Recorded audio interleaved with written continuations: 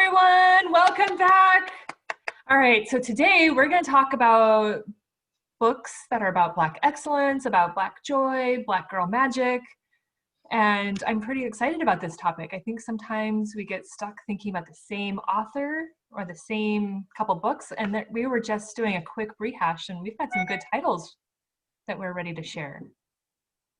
Definitely. Who wants to go first? Well, I don't mind jumping in because when you say magic, Black girl magic,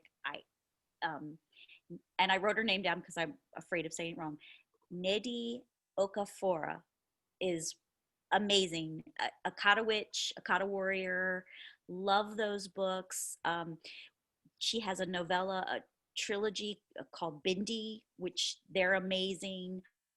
She's working on not the novelization of Shuri from Marvel Comics story, but the actual comics now. She's writing them, and she writes amazing fantasy, and she's just so cool, and I want to be her when I grow up, and I follow her on Twitter, and I love her, and I love that she uses real magic to bring the Black girl magic, because her characters are smart and funny and can, traverse the universe, and a lot of science fiction. That's what I was going to ask. I have read the Akata Witch books, which I super love them.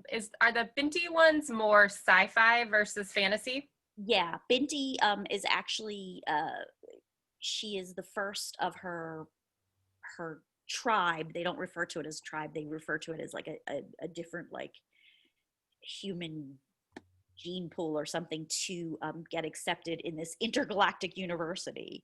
But on her way there, she gets kidnapped by another alien being who at first she can't communicate with her. She's not called Medusa, but she's called the Medusa, and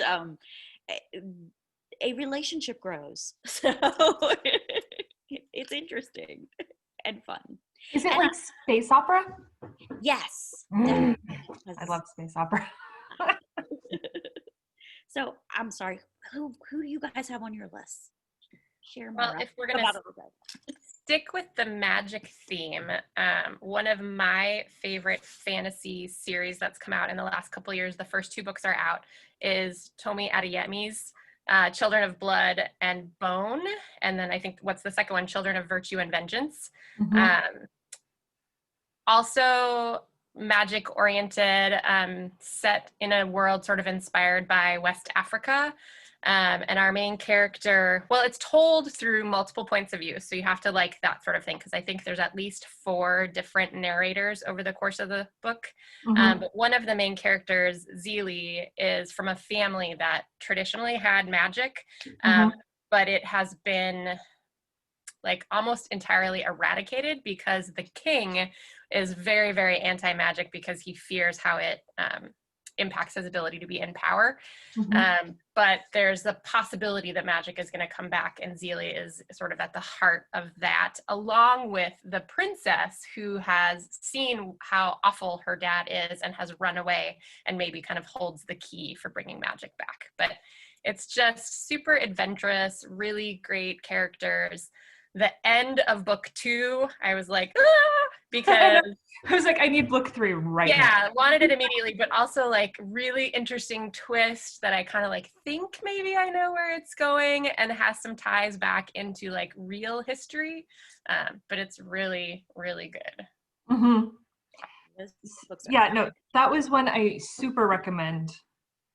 And along with magic, but like in a totally different vein, because here's the wonderful thing about fantasy, it goes in so many different like ways, right? A Blade So Black by L.L. McKinney. That one, the main character is like cosplaying with her father, like going to a Comic-Con. She's dressed like Sailor Moon, and then she sees a nightmare straight out of Wonderland and tumbles down the rabbit hole. I mean, like, it's set in Wonderland. She has to wield the Vorpal sword. I mean, like, it's full-on magic, but it's just like it's a different world, and it's set against a backdrop of like some racial unrest, but it's definitely rooted in like Black excellence and magic, and it's just wonderful. And I think that type of magic is good. Like I often have readers who, like there's a difference in fantasy of like fantasy set in an entirely made up fantasy world versus fantasy that is like still connected to our real world. So depending on where you fall on that spectrum, like Children of Blood and Bone is the full on fantasy world versus A Blade So Black is like grounded in reality. So it's like, I think both of them have that real element of escapism, right? Like they're just different. Well, and I love the borrowing of mythology from different cultures. And I think that's something that a lot of our readers, unfortunately, may have missed because, you know, when you hear mythology, you think, oh, Percy Jackson, and it's all Greek or Roman mythology. But like, you know, like with Akata Witch, I mean, it's Nigerian Harry Potter, and there's a lot of Nigerian mythology worked into it that we wouldn't necessarily know about, and it can like open the door to a whole new sort of thing to geek out over, you know. It's like, oh, I didn't know. Which, A Song Below Water by Bethany Morrow, if you've read that one came out over the summer, is about like sirens, like, and mermaids, but it's set in Portland. And so like it takes the mythology and it's just different, like, and it's amazing and glorious. Like it celebrates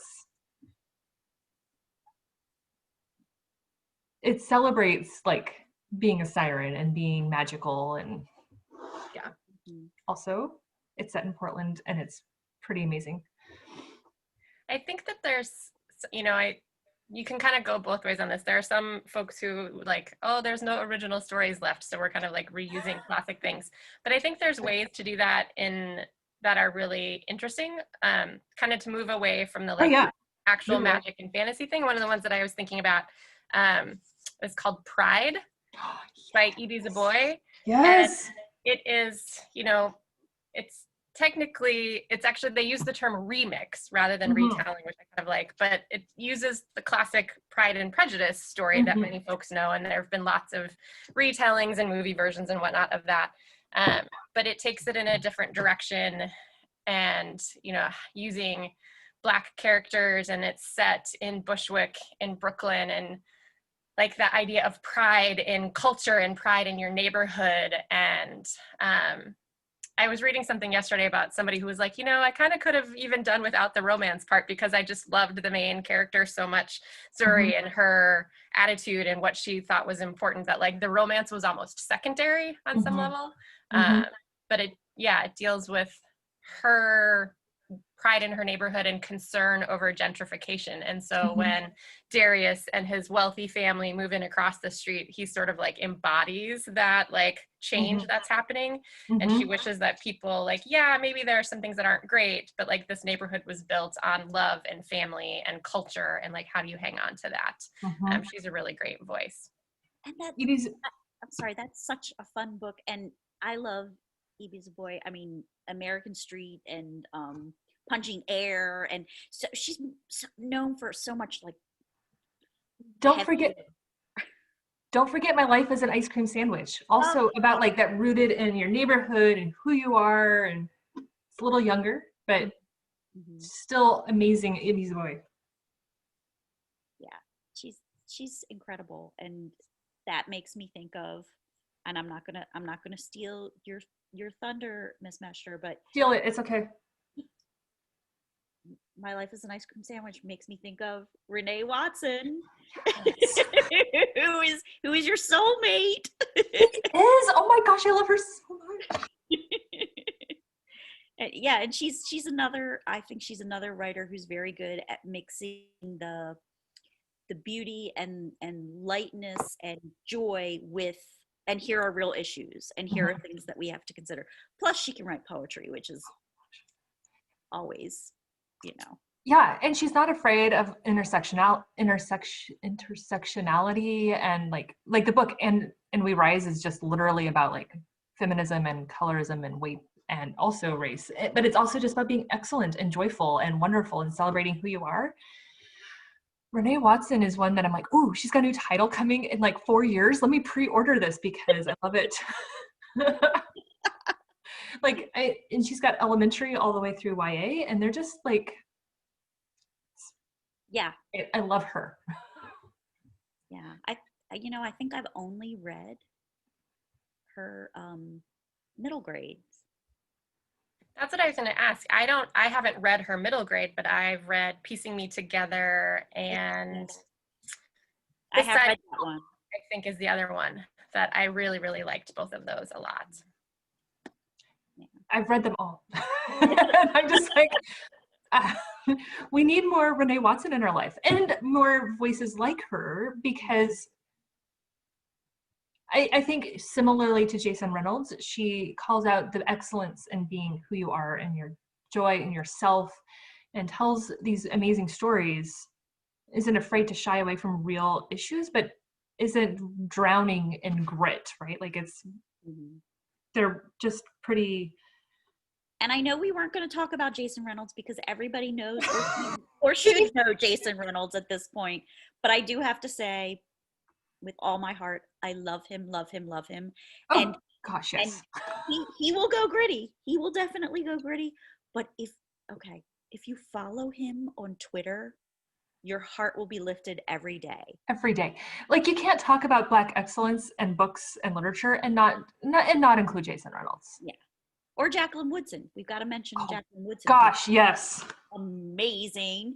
And she was the children's ambassador before Jason Reynolds, children's ambassador of literature. And she's another one that I follow on social media because she just posts about her family and her life and her neighborhood. And what I love about her, and I'm so impressed by, is that she writes for all ages, right? From like picture books through adults. I rank my reading every year from like 1 to 5 stars. And in 2020, I didn't have very many 5-star books, but one of my 5-star books was an adult novel that she wrote recently called Bread at the Bone. And it's just beautiful. And I think it totally works for high school students. But it's a multi-generational story. You get the grandparents, the mom, and the daughter, and how all of the choices and things that have happened along the way. It's just gorgeous writing, beautiful family. I adore her so much. One of my favorites of hers is a picture book. So you're right. Each Kindness, every year, my kids would have it read to them in their school library when they were in elementary school. Didn't matter what year. And I volunteered there when they were younger, and I would burst into tears every single time because it's just, and I just think everybody should read it at one point in their lives because it's about, excluding people because of, socioeconomic differences, about, not reaching out beyond someone's appearance. And it's told from the point of view of the person who snubs the other person, not the person being snubbed. And it's her growth moment. And it just gets to me every single time. But sorry. Why be sorry? It's so wonderful. Like, I mean, and it's the beauty about books that celebrate the experience, right? Like, they are uplifting and it reminds you. And there are so many the breadth of stories. Yeah, and there's so many picture books, which I know we're not going to go into today. But I mean, you guys know I love picture books and Jabari Jumps and Crown and all of these celebrating, like you're beautiful in your own skin, you're beautiful celebrating your culture, you're beautiful being who you are. You get so much more of that in younger children's literature, unfortunately, because, our young adults are dealing with growing up and real world problems. So finding some of the books that are joyful are a little harder. That's why I went with fantasy, but they're there. Well, they are. And I have a really good one that I actually have the cover. Yes. I have the book at home with me. Speaking of crowns, you guys know this one? Yes. Yeah, You Should See Me in a Crown is really super lovely. I, as you know, read mostly fantasy over the summer, and this was one of the first realistic fiction books I had picked up and just super loved. And I got to watch an interview with the author. That was cool. But our main character, her name is Liz, and she is Black and queer and lives in a small Indiana town that she feels like just, she doesn't fit there. And her like dream rests on going to college, going to the school that her mom went to. But she finds out she didn't get the scholarship that she needs in order to go. And she worries that her grandparents, who are raising her and her brother after her mom passed away, will like go to extremes to help her pay for it, like sell the house or whatever, and she doesn't want them to do that. So she talked into running for prom queen, because prom king and queen is like a huge thing in this town, and there's scholarship money associated with it. And so she like completely steps out of her comfort zone to do this experience, meets a really awesome girl along the way, reconnects with an old friend, and it's just funny and sweet and lovely, and yeah, it's awesome. Oh, I'm all like, oh. Exactly. Feel good. I love a good feel good. Me too. Romance is a good place, another good genre. You know, we talked a little bit about fantasy, but having a little romance. I'll admit, I haven't read it yet, but Voting Booth is on my list. It was really good. Was it really good? Yeah. It just looks like it would be fun and light and a little rom-com of a read, which I love every now and then. But with a positive social message. Yes. Ms. Meschter, I think I stepped on what you were going to say. I'm sorry. No, I was going to go there too, but there was Justina Reynolds. I'm just trying to remember the title. Speaking of rom-com, Opposite of Always. Just another. Good. Oh, Justin Reynolds. Justin A. Reynolds, which is why in my brain it's always Justina Reynolds. Yep. Yes, Justin Reynolds, The Opposite of Always. That's where my brain piggybacked after you said rom-com.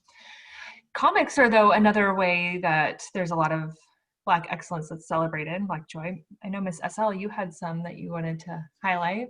I just wanted to give out a shout out to Moon Girl and Devil Dinosaur, because I love me a smart heroine. I love a girl whose power is her brain, and Lunella, who's our main character, is super genius. And part of that is she is a human, but she does have an alien gene. And she's afraid it'll mutate and expose her for being part alien too.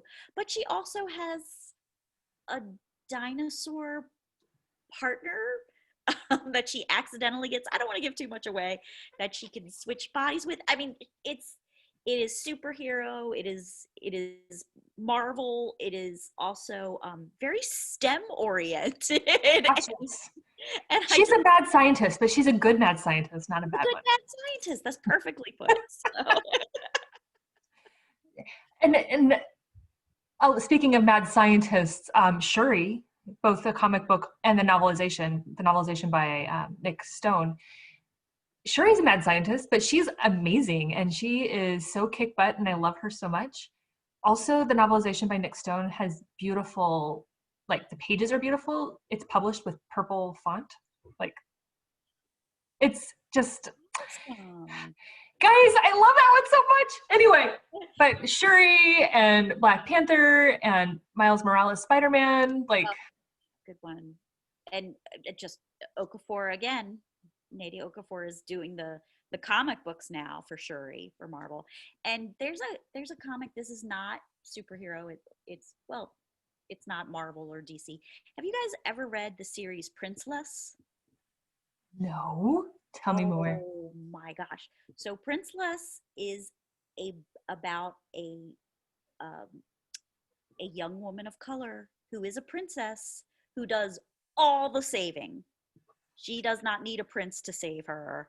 If you like a fairy tale element, but it's a little gritty, but talk about kick butt, main characters. And again, graphic novels, comics, they're a good place to find joy, or at least like power, which I love. Exactly.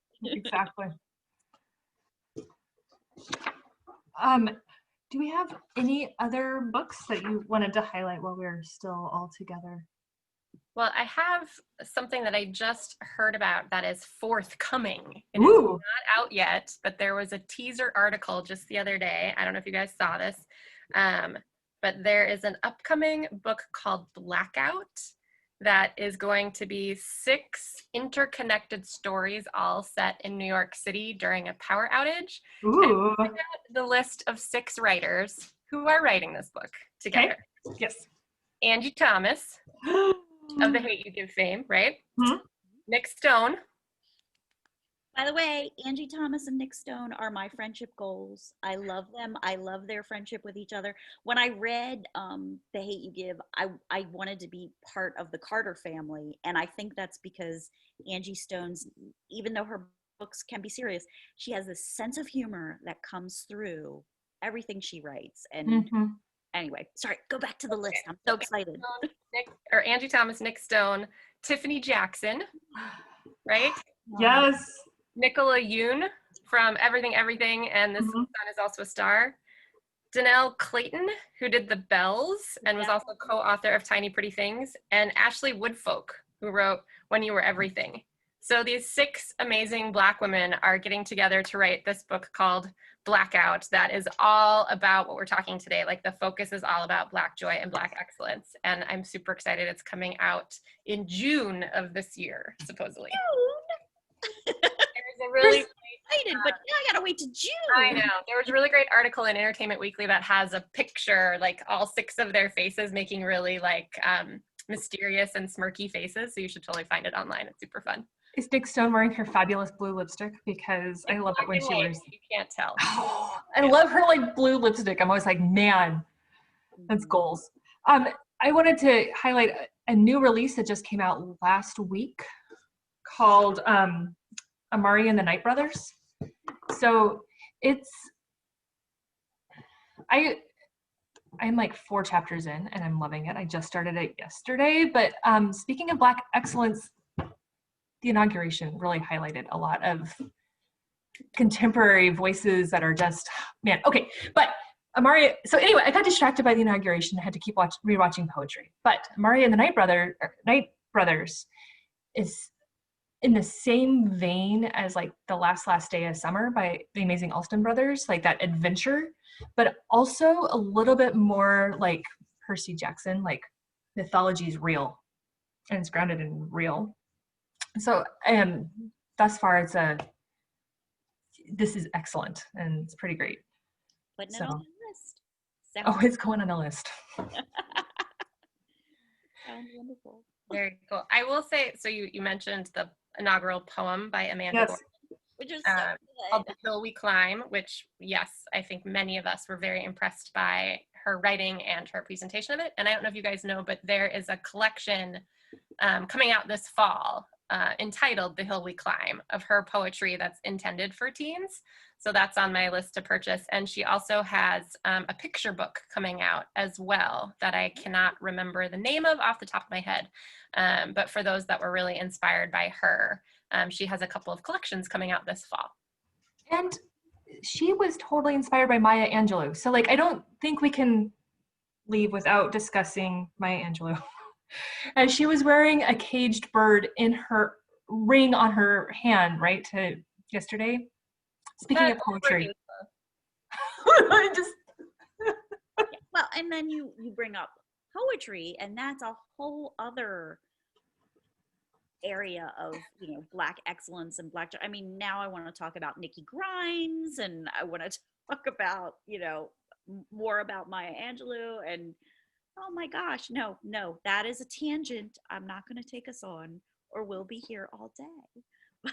Well, it seems like the moral of the story is that there are a lot of things out there that people can find and read and enjoy, that we want them to do that, right? Yeah, so come talk to us and we'll tell you more. Like always, I will make sure that these titles are listed in the comments on the video so that people can see what else we talk about, because we talk quickly and tangentially. All right, have a good day.